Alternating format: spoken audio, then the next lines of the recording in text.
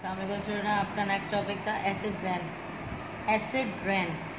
Acid rain की क्या उसकी डेफिनेशन छोटी सी है। When power station and industries emit sulphur dioxide, carbon dioxide and nitrogen dioxide into the air, then it react with moisture in atmosphere to form dilute sulfuric acid, carbonic acid and nitric acid, which is returned to the earth with rain water and is known as acid rain।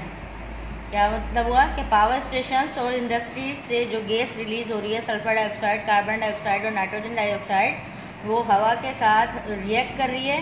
इसमें with moisture में, हमारे atmosphere के अंदर moisture present है, उसके साथ react कर रही है टू फॉर्म डाइल्यूट। फिर क्या बन रहा है, कौन सी गैसेस प्रेजेंट हो रही है, sulphur dioxide, carbonic acid, sulphuric acid carbonic acid और नाइट्रिक एसिड। फिर with in return to the earth, कहाँ पर आ रही है, हमारी ज़मीन पे विद रेन। किसकी सूरत में, रेन बनकर, बारिश की सूरत में रेन वाटर एंड फिर उसको क्या कह रहे हैं, एसिड रेन। एसिड रेन के अंदर जो मुख्तलिफ जहरीली गैसेस प्रेजेंट हैं, जो यहाँ पे आपको डिस्कस किया। अब यहाँ पे यह देखें, आपकी बुक से रिलेटेड ये 3 इक्वेशंस आपकी बुक में बनी हुई हैं। Water plus sulphur dioxide, water vapour, उसमें क्या बन रहा है, H2SO4। उसके फार्मूला के एंड में क्या बन रहा है, सल्फ्यूरिक एसिड। फिर नाइट्रिक एसिड, उसका नाइट्रिक एसिड एंड में फार्मूला इसका प्रेजेंट हो रहा है, नाइट्रोजन डाइऑक्साइड और वाटर प्लस हो रहा है वाटर वेपर्स के साथ, तो फिर क्या बन रहा है, नाइट्रिक एसिड। फिर वाटर के साथ कार्बन डाइऑक्साइड प्लस हो रही है, तो फिर हमारे पास क्या बन रहा है, कार्बोनिक एसिड। अब उसका इफेक्ट क्या है, एसिड रेन का जो इफेक्ट है वो क्या है, it cause many respiratory disease in man, यानी कि हमारी मैन के अंदर रेस्पिरेटरी डिजीज कर देती हैं, रेस्पिरेटरी ट्रैक में जो है वो डिजीज कॉज कर देती हैं। सेकेंड पॉइंट इसका है, destroy many man made structure, metals and statues of archaeological importance, मतलब जो पुराने स्टैचूज वगैरह हैं उनको डैमेज कर रही है यही रेन का होना या इस एसिड का होना। क्योंकि ये रेस्पिरेटरी ट्रैक को भी है कि अगर ज़्यादा देर तक कुछ रेन में रहा जाए तो फिर वो एसिड जो है हमारे रेस्पिरेटरी ट्रैक को डैमेज कर देते हैं। इस तरीके से मेटल्स की बनी हुई चीज़ें उसको डैमेज कर रहे हैं, स्टैचूज को जो है वो कर रहे हैं। थर्ड क्या है, increase the acidity of streams, मतलब कि स्ट्रीम्स के अंदर जो एसिडिटीज है उसका बढ़ जाना।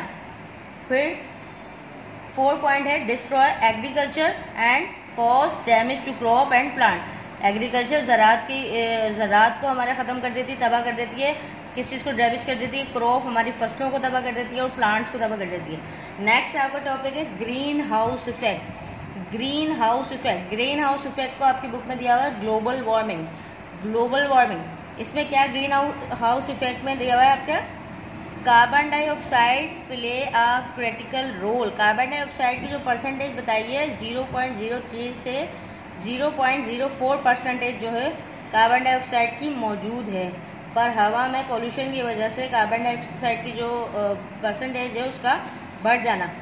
इसमें लिखा हुआ है play a critical role to increasing the earth, हमारी ज़मीन, surface temperature, it allow the sun rays to pass through the atmosphere.